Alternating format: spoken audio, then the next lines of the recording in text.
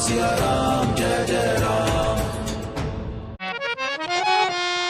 मेरे प्रभु राम आए हैं, मेरे प्रभु राम आए हैं, मेरे प्रभु राम आए हैं। सजा दो घर को गुलशन सा, सजा दो घर को गुलशन सा।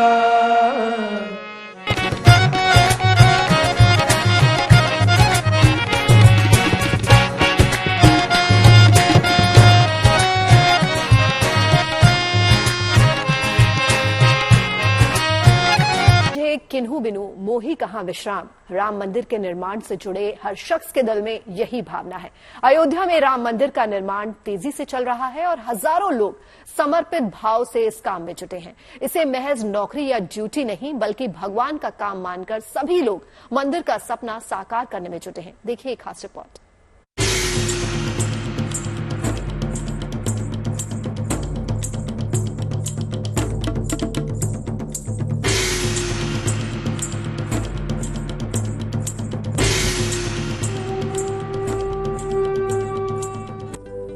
हर जुबां पर राम का नाम है। भरपूर जोश और उत्साह के साथ तमाम लोग रामलला का यह अनूठा मंदिर बना रहे हैं। बहुत ही ज्यादा महत्वपूर्ण करने का, हम लोग राम सेवा करने आए हैं यहाँ पे और हमेशा करते रहेंगे। ये है कि 500 साल के बाद अगर ये मौका भी मिला तो हम लोगों को मिला। ये हम लोगों का सौभाग्य है, हम लोगों का सौभाग्य है कि हम लोग राम भक्त अयोध्या में इतना बड़ा घर वाले वीडियो कॉल पे देखते रहते हैं। और क्या हम लोग पर डे दिखाते हैं कि हम लोग राम जन्मभूमि में काम कर रहे हैं और हम लोग के जीवन धन्य है कि हम लोग भाई 500 साल में जो नहीं हुआ वो हम लोगों के जीते जी हो गया और हो रहा है और हम लोग देखेंगे भी इसको। रामलला की प्राण प्रतिष्ठा की शुभ घड़ी नजदीक आ रही है तो सबके दिलों में एक ही बात है, राम आएंगे तो अंगना सजाऊंगी, राम आएंगे तो अंगना सजाऊंगी, मेरे झोपड़ी के भाग आज खुल जाएंगे, राम आएंगे तो अंगना सजाऊंगी। के रहने वाले मैम बस्ती के रहने वाले, हरिया बस्ती के। जी मैम। अच्छा, तो यही पास में मैम। शुरू से आपको लगता था मंदिर जी मैम, जी मैम। अब जब खुद मिल गया है उसमें मौका, बहुत खुशी की बात मैम, बहुत खुशी की बात है। हाँ, कि इतना सौभाग्यशाली भगवान राम ने हम लोग को समझा।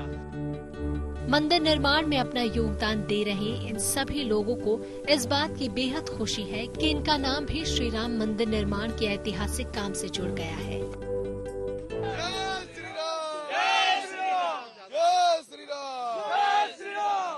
रहकर जोश मन में उठ जाए। बहुत अभी तो हमको क्या लगता है, अभी काम कर लेते हैं हम तो उतना मालूम नहीं चलता है। बहुत जगह पे जाते हैं तो कोई प्रशंसा नहीं होती है। जैसे हमारे लड़के और हमारे ग्रैंड सन्स जो होंगे वो जब बोलेंगे कि हाँ ये हमारे पिता ने, ये हमारे दादा ने बनाया, आपने पुश्तैनी तैयारी कर जी, पीढ़ियां कहेंगे तब प्राउड फील होगा उनको कि हमने काम किया है। जी मैम, अभी तो काम करने में बहुत अच्छा लगता है यहाँ पे। यहाँ पे हम लोग जो है ना बहुत जोरों उत्साह से काम कर रहे हैं और बहुत एक डिफरेंट टाइप का फीलिंग है, अपने को एक डिफरेंट टाइप का फीलिंग हो रही है। दर्शन के लिए लोग आएंगे, उसकी पूरी व्यवस्था है, हजारों लाखों की संख्या में लोग आते हैं। हाँ, सेम फैशन में चल रही है व्यवस्था पूरा, वो सबको ध्यान में रखते हुए वो सारी व्यवस्था की चल रही है। हजारों श्रमिक, इंजीनियर, वास्तुकार और कलाकार जी जान से लगातार मंदिर के भवन और परिसर को अंतिम रूप देने में लगे हुए हैं। बहुत सारे भी भगवान का मूर्ति और बहुत खुश भी हो रहे हैं हम लोग के नाम। ऐसे तो मंदिर हम लोग बहुत बनाए, बहुत जगह जाके मूर्ति बनाते हैं, लेकिन जो खुशी हमको ये जगन्नाथ राम मंदिर में मिल रहा है वो खुशी कहीं नहीं मिल रहा था। यहाँ बहुत सारी मूर्ति हम बनाते हैं और बहुत भाव से बना रहे और प्रेशर भी होता है। 8 महीने से काम भी कर रहे हैं और नाइट में भी ज्यादा टाइम रुक के काम करना पड़ रहा है, लेकिन ये खुशी हमको हो रहा है भी कि राम मंदिर का काम हम कर रहे हैं। हाथों से बना रहे हैं, मशीनों से बना रहे हैं, हर चीज मशीन और हाथों दोनों से। ज्यादातर मूर्तियों का काम हाथ से ही होता है। तमाम श्रमजीवी तमाम दुख दर्द और दिक्कतों को किनारे करके जय श्री राम के जय जय कार्य के साथ अपना काम कर रहे हैं और खुद को सौभाग्यशाली महसूस कर रहे हैं। दिन रात यानी 24 घंटे एक एक व्यक्ति यहाँ पर लगा रहता है, एक एक व्यक्ति यहाँ पर लगकर यहाँ काम करता है। सबके चेहरों को आप देखिए, क्योंकि जितने भी संत हैं वो भी यही कहते हैं कि इनमें भी राम जी समाते हैं और हनुमान जी की शक्ति भी आप सब में आती है। जय श्री राम। मैं देखती हूँ नारा लगाकर आप लोग अचानक जब भी कोई मुश्किल रहता है उससे निकाल लेते हैं, काम करते हैं ना। जी 100% हम लोग सुबह सुबह स्टार्ट करते भी हैं, काम भी स्टार्ट करते हैं, फिर भी हम लोग श्री राम जी का नारा, श्री राम के नारे से स्टार्ट करते हैं सुबह। भव्य श्री राम मंदिर जिसका निर्माण यहाँ पर और तेजी से चल रहा है, उसके बगल में आप वो सिंह द्वार देख रहे हैं जहाँ पर ये जो श्रद्धालु हैं वो प्रवेश कर पाएंगे, और उसके साथ साथ चलता हुआ वो परकोटा जो ये सुनिश्चित करेगा कि यहाँ पर मंदिर जो है वो अपनी इसी स्थिति में रहे, इसी स्थिति में हमेशा हमेशा के लिए 1000 साल तक लगभग यहाँ पर रहे, उसकी पूरी व्यवस्था यहाँ की गई है। यहाँ पर वो शिलाएं भी रखी हैं जिनको निर्माण में प्रयोग किया जा रहा है। हर तरफ आप जहां भी नजर अपनी दौड़ाएंगे वहां पर कोई न कोई निर्माण का कार्य चल रहा है, क्योंकि 70 एकड़ की इस भूमि का केवल यहाँ पर मंदिर का निर्माण नहीं बल्कि इसके साथ साथ जो सौंदर्यीकरण भी किया जा रहा है, जो श्री राम के जो गुरु रहे हैं, जो उनके आराध्य रहे हैं, उनकी प्रतिमाएं, उनके मंदिर, सबका निर्माण यहाँ पर, ये तमाम वो श्रमजीवी जो यहाँ पर दिन रात लगे रहते हैं, दिन की शुरुआत श्री राम के नारे के साथ करते हैं, और जब भी कोई कठिनाई आती है तब भी कठिनाई आती है तब भी श्री राम का नाम। कठिनाई तो आती ही नहीं मैम, क्योंकि हम लोग प्रभु के राम मंदिर निर्माण में लगे हैं, तो स्टार्टिंग से हम लोगों का पूरा पावर रहता है कि जय श्री राम का नारा बोलने के बाद फिर साइड पे हम लोग एक साथ काम स्टार्ट। जय श्री राम, एक ही नाम, जय श्री राम, जय श्री राम, एक ही नारा, एक ही नाम, जय श्री राम, जय श्री राम। और इसी शानदार तस्वीरों के साथ आपके और मन में और मेरे मन में जो कौतूहल है वो आपको दिखाते हैं। अब हम आपको दिखाते हैं राम मंदिर के अंदर और बाहर की शानदार तस्वीरें। अक्सर बाहर से मंदिर को तो हमने कई बार देखा है, लेकिन अंदर जहां विराजेंगे राम, कैसा है वो धाम, और हम आपको दिखा रहे हैं ये तस्वीरें। देखिए, यही वो गर्भगृह है जहां रामलला प्राण प्रतिष्ठा के बाद उनको वहां पर हम सभी को आशीर्वाद देने के लिए रहेंगे, और यानी रामलला विराजने जा रहे हैं। गर्भगृह की दीवारों को शानदार नक्काशी से सजाया गया है, जैसा कि आपको तस्वीरों में दिखाई दे रहा होगा। वहीं दूसरी तरफ मंदिर के बाहर भी लगभग काम जो है पूरा हो चुका है। बस इंतजार जो है उस शुभ घड़ी का है जब रामलला की प्राण प्रतिष्ठा की जाएगी, और उसी की ये 2 शानदार तस्वीरें हैं, क्योंकि जो तमाम कर्मयोगी वहां पर लगे हुए हैं वो इसी क्रम में लगातार जाए। 5 वर्ष की आयु का राम, हमारे आपके घर में भी 5 वर्ष का बालक, कैसा लगता है? आंखें कैसी, चेहरा कैसा, मुस्कान कैसी, बॉडी लैंग्वेज कैसी। ऐसी डिजाइन ड्राइंग तैयार की गई, मूर्तिकारों को दिया गया है। ऊंचाई तय की गई है, तलवे से लेकर पैर के अंगूठे से लेकर ललाट 51 इंच।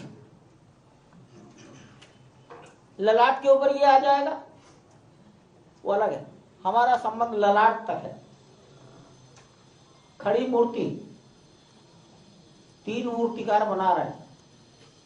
आगामी 1 हफ्ते में कौन सी मूर्ति सबसे अच्छी बन पाई, किस मूर्ति में डिवाइननेस और बाल सुलभ कोमलता, सुकोमलता दोनों आई है, उसमें देवत्व भी होना चाहिए, डिवाइननेस, और उसमें 5 वर्ष के बालक का सुकोमल चेहरा भी होना चाहिए, उसका सिलेक्शन किया जाए। प्राण प्रतिष्ठा के बाद जब भक्त भगवान के दर्शन के लिए जाएंगे तो उन्हें एक नहीं 2 मूर्तियां देखने को मिलेंगी। जी हां, एक रामलला विराजमान की चल मूर्ति जिसे मंदिर में स्थापित किया जाएगा, जबकि दूसरी जो है अचल मूर्ति जिसकी प्राण प्रतिष्ठा की जाएगी।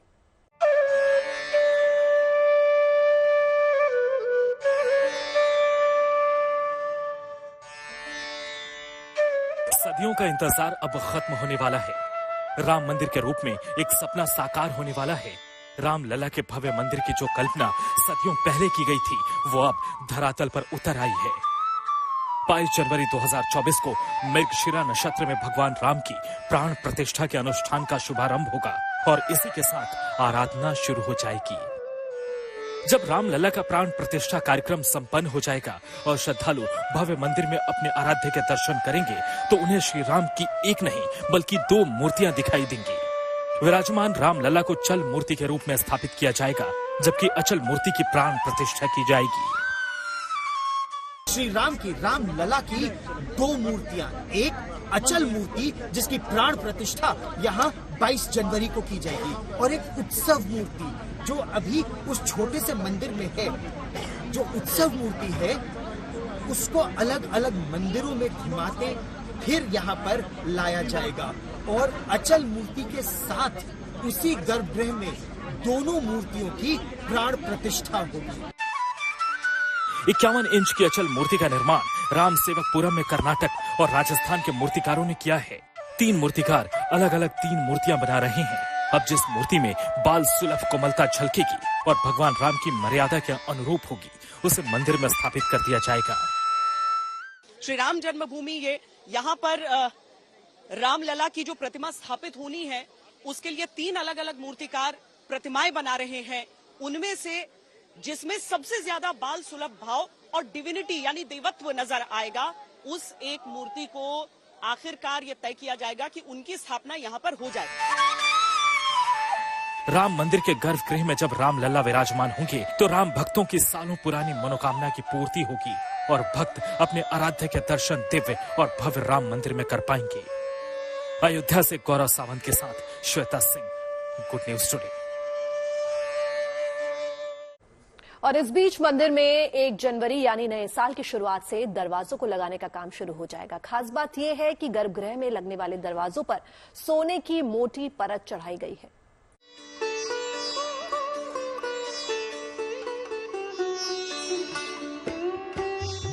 रामनगरी अयोध्या इस समय रामधुन में मग्न है। रामलला की प्राण प्रतिष्ठा की तैयारियां जोरों पर चल रही हैं, तो वहीं मंदिर का निर्माण कार्य भी अब अपने आखिरी दौर में है। राम मंदिर में लगने वाले दरवाजों को हैदराबाद की अनुराधा टिम्बर्स में तैयार किया जा रहा है, जहां राम मंदिर के लिए अब तक करीब 118 दरवाजे बनाए जा चुके हैं। खास बात है कि मंदिर की भव्यता और दिव्यता को ध्यान में रखते हुए गर्भगृह और मंडप के दरवाजों को डिजाइन किया गया है, जिन पर सनातन संस्कृति से जुड़ी अद्भुत नक्काशी को भी तराशा गया है। इसमें मेनली गर्भगुड़ी door, centre pad, side pad, उसको बोलते हैं मंडप का दरवाजा, पूरा हम लोग अभी कंप्लीट कर दिया काम। इसको अभी प्राण प्रतिष्ठा के लिए, इंस्टॉलेशन के लिए पूरा काम गोल्ड लीफिंग में हो रहा है, और ये गोल्ड लीफिंग काम अभी चालू है।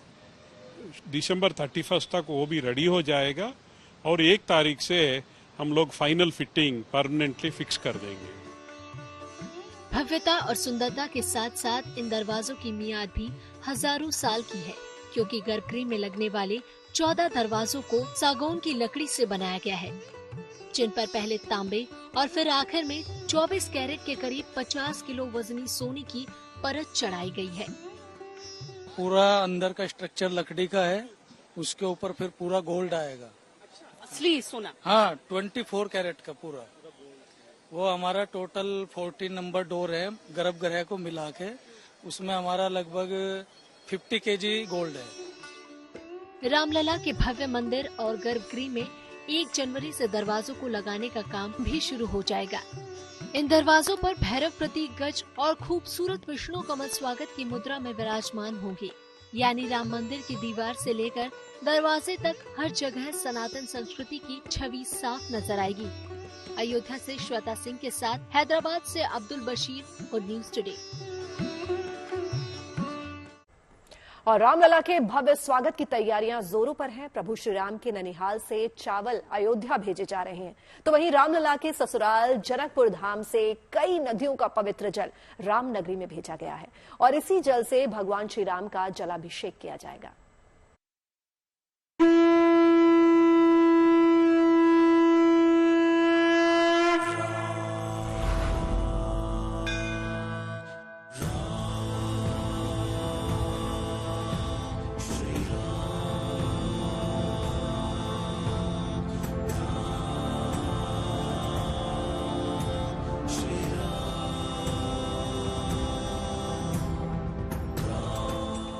अयोध्या के रोम रोम में राम, कण कण में राम लला का वास। अवधपुरी में राम लला की प्राण प्रतिष्ठा को लेकर देश भर में उत्सव का माहौल है। राम भक्त अपने आराध्य प्रभु श्री राम के भव्य स्वागत की तैयारी में जुटे हैं। प्राण प्रतिष्ठा के अनुष्ठान को लेकर देश भर में श्रद्धालु भक्ति भाव से राम काज में लीन हैं। ऐसे में राम लला के ननिहाल छत्तीसगढ़ में भी प्रभु श्री राम के आगमन की खास तैयारी की गई है। यहाँ सभी जिलों से चावल इकट्ठा कर अयोध्या भेजे जा रहे हैं, जिसका इस्तेमाल प्रभु श्री राम के तिलक और प्रसाद में किया जाएगा। राइस मिलर पूरे छत्तीसगढ़ के 300 टन जो है अच्छे क्वालिटी के चावल 30 तारीख को अयोध्या रवाना कर रहे हैं और सभी धार्मिक संगठनों, सामाजिक संगठन और छत्तीसगढ़ के तमाम लाखों लोगों ने अन्नदान किया है। मुझे लगता है कि छत्तीसगढ़ धान का कटोरा है, भगवान श्री राम यहाँ के भांजे हैं, तो निश्चित रूप से यहाँ का जो चावल जा रहा है वो वहाँ लोगों के प्रसाद में बहुत अच्छा उपयोगी है। इसके साथ ही मिथिला से राम लला के लिए स्वर्ण कोदंड और प्राण प्रतिष्ठा के लिए भोग मिष्ठान भी भेजे जा रहे हैं। प्रभु श्री राम के ससुराल यानी जनकपुर धाम से भी राम लला के अभिषेक के लिए विशेष जल अयोध्या भेजा जा रहा है, क्योंकि प्राण प्रतिष्ठा में कुछ ही दिन शेष है। ऐसे में अब जनकपुर धाम से श्रद्धालुओं की टोली भी अयोध्या के लिए रवाना हो चुकी है। खास बात है कि इस भव्य जलाभिषेक यात्रा में तांबे के कलश में नेपाल की कई पवित्र नदियों का जल इकट्ठा कर अयोध्या लाया जा रहा है और ये पवित्र जल 29 दिसंबर को राम मंदिर ट्रस्ट को सौंप दिया जाएगा, जिसका इस्तेमाल राम लला की प्राण प्रतिष्ठा में किया जाएगा। जनकपुर धाम से दरअसल एक यात्रा निकली है और ये यात्रा है जलाभिषेक यात्रा। और जो जानकारी है उसके मुताबिक पिछले कुछ दिनों में नेपाल के जितनी भी नदियां हैं, प्रमुख नदियां, उन नदियों का जल लेकर इस तांबे के कलश में रखा गया है और आज ये यात्रा जनकपुर धाम से निकली है अयोध्या के लिए। जनकपुर धाम से अयोध्या का सदियों पुराना नाता है, क्योंकि जनकपुर धाम प्रभु श्री राम का ससुराल भी है। ऐसे में जब अयोध्या के भव्य राम मंदिर में राम लला विराजमान हो रहे हैं, तो उनके ससुराल यानी जनकपुर धाम में भी उत्सव शुरू हो गया है। भगवान राम का जो अयोध्या में प्राण प्रतिष्ठा का समय जितना निकट आ रहा है और यहाँ पे राम ही, भारत ही नहीं पूरा विश्व और साथ में जो नेपाल है, जो नेपाल प्रभु श्री राम हमारे दामाद भी लगते हैं मिथिला हिसाब से, और यहाँ पे हम सब हर्षित हैं, पूरा खुशहाली मना रहे हैं। जलाभिषेक की यात्रा जिन जिन रास्तों से होकर गुजर रही है, बड़ी तादाद में श्रद्धालु इस पवित्र कलश यात्रा का स्वागत भी कर रहे हैं और प्रभु श्री राम के आगमन का जश्न भी मना रहे हैं। राम लला के भक्तों का जोश और उत्साह 7वें आसमान पर है और अब 22 जनवरी के उस शुभ घड़ी का बेसब्री से इंतजार है जब प्रभु श्री राम भव्य मंदिर में विराजमान होंगे। जनकपुर धाम नेपाल से रोहित सिंह के साथ bureau report, Good News Today. उत्तर भारत शीतलहर और कोहरे के साथ कड़ाके की ठंड झेल रहा है। दिल्ली, नोएडा, कानपुर और गोरखपुर समेत ज्यादातर शहरों में ऐसी ही तस्वीर है। शहर की सड़कों पर कोहरे का पहरा है, जिसने विजिबिलिटी काफी कम कर दी है। विजिबिलिटी कम होने की वजह से गाड़ियां रेंगती नजर आ रही हैं। सिर्फ सड़क पर ही नहीं, रेलवे और उड़ानों पर भी इसका भारी असर देखने को मिल रहा है। कई ट्रेन भी कोहरे की वजह से अपने तय समय से देरी से चल रही हैं। ऐसे में हाईवे पर जगह जगह चेतावनी वाले बोर्ड्स लगा दिए गए हैं, जिनमें स्पीड पर नियंत्रण रखने और फॉग लैंप ऑन रखकर गाड़ी चलाने की सलाह दी गई है। मौसम विभाग की माने तो साल के आखिरी दिन यानी 31 दिसंबर को कोहरे के साथ ठंड और बढ़ जाएगी।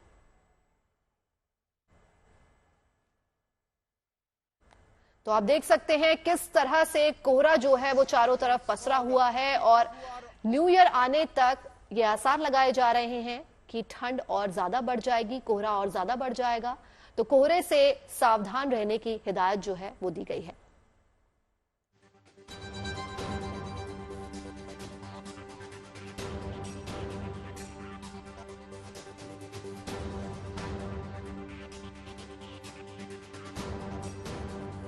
और ये 6 तस्वीरें आपकी टीवी स्क्रीन पर आप देख सकते हैं किस तरह से जो रोड है उस पे गाड़ियां जो है रेंगती नजर आ रही हैं। आपको अपनी गाड़ी की हेडलाइट्स ऑन करके गाड़ी ड्राइव कराने की ही हिदायत दी गई है।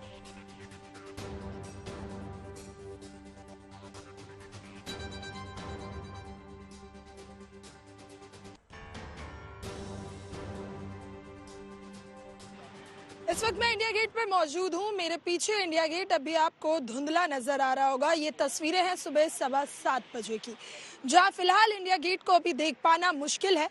कोहरे की चादर से पूरा ये इलाका ढका हुआ है। हालांकि तस्वीरें पहले से बेहतर हुई है, क्योंकि कल यानी 27 दिसंबर को ये तस्वीरें सुबह 9 और 10 बजे की थी, लेकिन आज सुबह 7:15 बजे इंडिया गेट को देखा जा सकता है। हालांकि तस्वीरें धुंधली है। वहीं मौसम विभाग की माने तो अभी दिल्ली एनसीआर समेत उत्तर भारत, मध्य भारत, हरियाणा, पंजाब जैसे तमाम इलाकों में कोहरे का कहर लोगों को देखने को मिलेगा। और मेरे सामने आप गाड़ियों को भी देख सकते हैं। गाड़ियां जो अभी चल रही हैं उनकी हेडलाइट ऑन है, साथ ही उनकी पार्किंग लाइट भी ऑन है, क्योंकि इस इलाके में कोहरा देखने को मिल रहा है। वहीं दिल्ली के कुछ इलाके पहले से बहुत बेहतर नजर आ रहे हैं। कुछ इलाकों में कोहरा ना के बराबर है, लेकिन यहाँ पर यानी इंडिया गेट के पास अभी भी कोहरा मौजूद है। कोहरे की स्थिति बनी हुई है।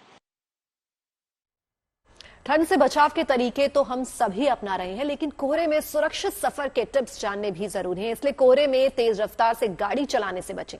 सफर के दौरान अपनी कार की फॉग लाइट ऑन रखें। और हाँ, सबसे अहम बात, ड्राइविंग के दौरान मोबाइल यूज नहीं करें, जबकि मोड़ों पर इंडिकेटर देने से सफर आसान हो जाता है। सबसे जरूरी है कि हाईवे पर दूसरी गाड़ियों से सही दूरी बनाए रखना।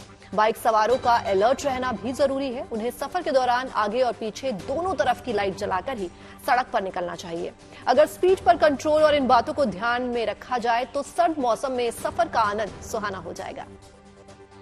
अगली खबर पड़ोसी देश पाकिस्तान से। पाकिस्तान में हिंदू महिला डॉक्टर सवीरा प्रकाश चर्चा में लगातार बनी हुई हैं। सवीरा खैबर पख्तूनख्वा से आम चुनाव लड़ने वाली पहली हिंदू महिला बनने जा रही। खास बात यह है कि सवीरा जो है भारत के प्रधानमंत्री मोदी की सबसे बड़ी फैन है। देखिए,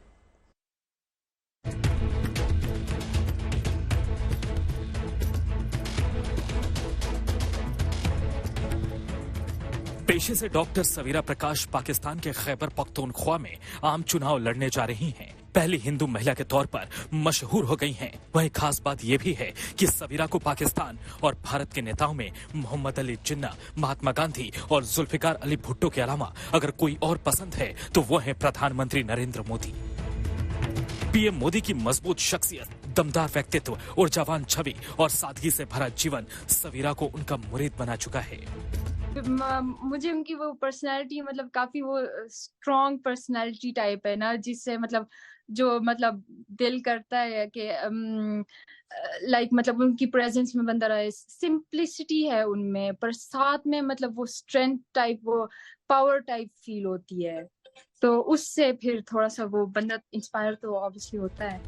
खैबर पख्तूनख्वा इलाके की रहने वाली सवीरा पाकिस्तान पीपल्स पार्टी की ओर से चुनाव लड़ने की तैयारी कर रही हैं। पहली बार पाकिस्तान की सियासत में हाथ आजमाने उतरी सवीरा अमन चैन की पैरोकार हैं। साथ ही वो अपने मुल्क में शिक्षा की अलग जगाकर तरक्की को बढ़ावा देना चाहती हैं। सवीरा अभी तक कभी भारत नहीं आई, लेकिन उनकी दिली तमन्ना है कि जब भी मौका मिले वो भारत आकर गोवा और आगरा की सैर जरूर करें। गोवा का बहुत ज्यादा सुना हुआ है, तो गोवा जाने का मेरा मूड है। वो अभी हमारे वो पाकिस्तान पीपल्स पार्टी के ये फॉरेन मिनिस्टर भी गए थे ना, बिलावल भुट्टो गोवा। तो उसके अलावा ताजमहल, ऑब्वियसली ताजमहल। सवीरा पाकिस्तान के खैबर पख्तूनख्वा में आम चुनाव लड़ने वाली पहली हिंदू महिला जरूर हैं, लेकिन ऐसा नहीं है कि पाकिस्तान में हिंदू बेटियों ने ऊंचा मुकाम हासिल नहीं किया हो। इससे पहले हिंदू महिला रीता ईश्वर 2013 से 2018 तक पाकिस्तान की नेशनल असेंबली की सदस्य रही। कृष्णा कुमारी कोहली 2018 में पाकिस्तानी सीनेट की सदस्य बनने वाली पहली हिंदू महिला थी। सुमन बुडानी पाकिस्तान में सिविल जज बनने वाली पहली हिंदू महिला के रूप में जानी जाती हैं, जबकि पुष्पा कुमारी कोहली पाकिस्तान में पुलिस अफसर बनने वाली पहली हिंदू महिला थीं और मनीषा रोपेटा पाकिस्तान में डीएसपी बनने वाली पहली हिंदू महिला थीं। उम्मीद है कि अब सवीरा के सियासत में आने से पाकिस्तान में अल्पसंख्यक हिंदुओं के हालात में तब्दीली आएगी और उनके जीवन में नया सवेरा आएगा। अनामिका गौर के साथ bureau report, Good News today. Ahmedabad में खेल महाकुंभ का शानदार आगाज हो गया है, जिसमें स्थानीय कलाकारों ने अद्भुत प्रस्तुति दी है। इस खेल महाकुंभ के जरिए युवाओं को तो मौके मिलेंगे ही, साथ ही ओलंपिक की तैयारियां भी पुख्ता हो रही हैं। देखिए अहमदाबाद में खेल महाकुंभ का भव्य नजारा।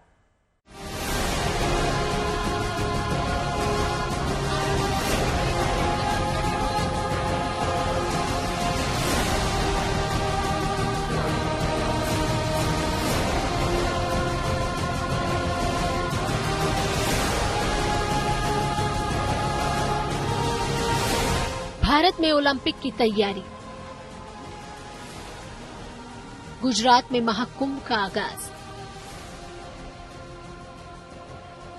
अहमदाबाद में सांस्कृतिक कार्यक्रमों से सजी ये महफिल नए भारत की तस्वीर है, जो अपनी सांस्कृतिक विरासत के साथ साथ खेल को भी आगे बढ़ा रही है। गुजरात के मुख्यमंत्री भूपेंद्र भाई पटेल ने अहमदाबाद में महाकुंभ 2.0 का उद्घाटन किया, जिसमें फुटबॉल, वॉलीबॉल, बैडमिंटन समेत तमाम खिलाड़ी और एथलीट्स हिस्सा ले रहे हैं। कोशिश यही है कि खेल के इस महाकुंभ के जरिए खिलाड़ियों को अपनी प्रतिभा निखारने का मौका दिया जाए। खेल के इस बड़े महाकुंभ मंच पर देश के होनहार खिलाड़ी अपने खेल से तो लोगों को प्रभावित कर ही रहे हैं, साथ ही भारत में ओलंपिक की मेजबानी की तैयारी भी पुख्ता होगी, क्योंकि हाल ही में गृह मंत्री अमित शाह ने ओलंपिक 2036 की मेजबानी को लेकर कहा था। भारत लंबे समय से ओलंपिक की तैयारी में जुटा है और अगर सब कुछ ठीक रहा तो भारत 2036 में ओलंपिक की मेजबानी के लिए अपनी दावेदारी पेश करेगा, जिसको ध्यान में रखते हुए अहमदाबाद में सरदार पटेल खेल परिसर का निर्माण किया जा रहा है। कुल मिलाकर भारत अब खेल की दुनिया में तेजी से आगे बढ़ रहा है और खेल महाकुंभ जैसी प्रतियोगिताओं के जरिए खिलाड़ियों को अपना हुनर दिखाने का भी मौका मिल रहा है। Bureau report, Good News today.